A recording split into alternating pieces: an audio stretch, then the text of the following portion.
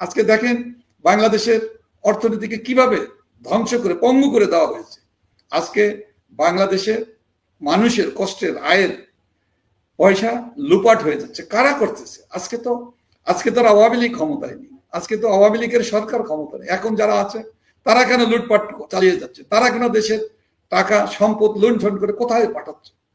নিশ্চয়ই তারাও পাচার করছে এবং একদিন এটা বেরিয়ে আসবে। বাংলাদেশের মানুষ সময়ের অপেক্ষায় মাত্র, সময় আসলে এই লুটপাটকারী, দেশের অর্থনীতি ধ্বংসকারী, দেশের মূল্যবোধ, গণতান্ত্রিক মূল্যবোধকে যারা ধ্বংস করে, যারা মানুষ হত্যা করেছে, প্রতিদিন খুন করা হচ্ছে। আজকে আমরা একটা জরিপে দেখেছি প্রতি মাসে 300 উপরে মানুষ, বিশেষ করে নারী শিশুকে হত্যা করা হচ্ছে, গুম করা হচ্ছে, ধর্ষণ করা হচ্ছে। এটা কোনো গণমাধ্যমে আসে না, কারণ গণমাধ্যমে লেখার মতো সমস্ত গণমাধ্যমগুলো, সমস্ত পত্রিকাগুলো, সমস্ত ইলেকট্রনিক মিডিয়া সবকিছু দখল হয়ে গেছে, দখলে রাজত্ব চলছে। আজকে বাংলাদেশে রাজনৈতিক দল হিসাবে গর্বিত, ঐতিহ্যবাহী, গৌরব গাথা সমন্বিত দল বাংলাদেশ আওয়ামী লীগ, গণতান্ত্রিক দল বাংলাদেশ আওয়ামী লীগ, সেই দলটির রাজনৈতিক কার্যালয়, কেন্দ্রীয় কার্যালয় থেকে সারা দেশ সবকিছুকে আগুন দিয়ে পুড়িয়ে দেওয়া হয়েছে। আজকে সেখানে দখল করে নেওয়া হয়েছে। কারা দখল করছে? সন্ত্রাসীরা, জঙ্গিবাদী গোষ্ঠী। আইন শৃঙ্খলা রক্ষাকারী বাহিনীর চোখের সামনে দাঁড়িয়ে তারা দখল করে উন্মত্ততা দেখাচ্ছে, মানুষের উপরে আঘাত হানছে, আঘাতের পর আঘাত, মানুষকে খুন করছে, জখম করছে। তাদেরকে রক্ষা করার জন্য এই সরকারের, এই তথাকথিত দখলদার সরকার কোনো ভূমিকা পালন করছে না। আজকে মানুষ শান্তিতে বসবাস করতে চায়, মানুষ ঘরে ঘুমাতে চায়। আজকে আওয়ামী লীগের নেতাকর্মীরা, লাখ লাখ নেতাকর্মীরা আত্মগোপনে আছে।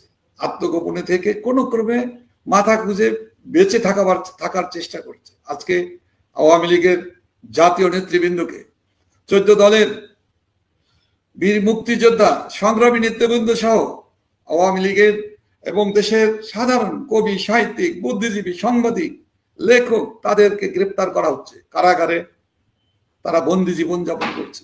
আরো মানুষদেরকে তারা গ্রেপ্তার করছে।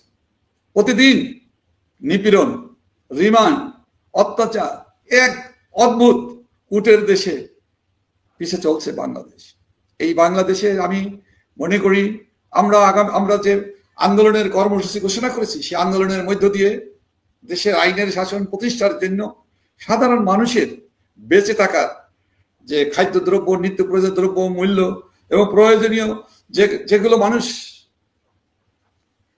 প্রয়োজন, সেই প্রয়োজনীয় জিনিসগুলোর মূল্য কমানোর জন্য আমাদের দাবি। সে মূল্য, ট্যাক্স, ভ্যাট সহ নানা ধরনের শুল্ক আছে, সেগুলো কমানোর জন্যই আমাদের এই আন্দোলন, মানুষকে বাঁচাবার জন্য আমাদের আন্দোলন। কৃষকের ন্যায্য মূল্যে যথাসময়ে কৃষক যাতে তার সার পায়, কীটনাশক পায়, যাতে উৎপাদন করতে পারে, সেই বিদ্যুতের মূল্য কমানোর জন্য, নিয়মিত বিদ্যুৎ সরবরাহ যাতে কৃষকরা পায় পানি সেচের জন্য, তার জন্য আমাদের এই আন্দোলন। আমাদের আন্দোলন কর্মহীন মানুষকে কর্মসংস্থান করার জন্য আমাদের আন্দোলন। আমাদের আন্দোলন যাতে মানুষ না খেয়ে মারা না যায়, একটি মানুষও বিনা চিকিৎসায় যাতে মৃত্যুর মুখে পতিত না হয়, সেটাই আমাদের লক্ষ্য।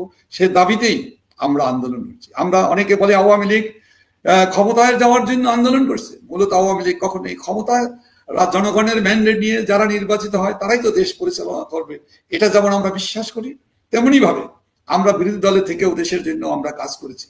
কাজ করার অঙ্গীকার, দৃঢ়তা আমাদের আছে। আমরা দেশের জন্য, দেশের মানুষের জন্য একজন দেশপ্রেমিক মানুষ হিসেবে আওয়ামী লীগের প্রতিটি নেতাকর্মী এরা কাজ করে এবং কাজ করে যাবে, এটা আমাদের দৃঢ় অঙ্গীকার।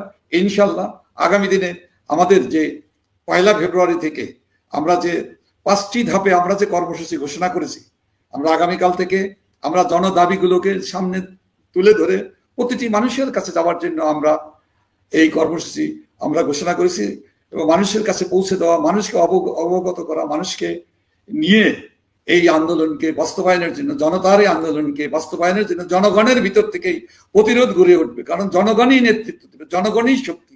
জনগণের নেতৃত্বে আমরা এগিয়ে যাব। জনগণের দাবি দেওয়া বাস্তবায়নের মধ্য দিয়েই এই অবৈধ দখলদার ইউনূস সরকারের বিদায় অবিসম্ভাবী এবং ইনশাল্লাহ, এবং আমরা মনে করি বাংলাদেশের মানুষ এই অবৈধ দখলদার, অত্যাচারী এবং বেআইনি এদের হাত থেকে মুক্তি চায় এবং এরা যতদিন থাকবে ততদিন বাংলাদেশের মানুষ দুঃখ, কষ্ট, অত্যাচার, দ্রব্যমূল্যের ঊর্ধ্বগতি এটা প্রতিদিনই বাড়তে থাকবে।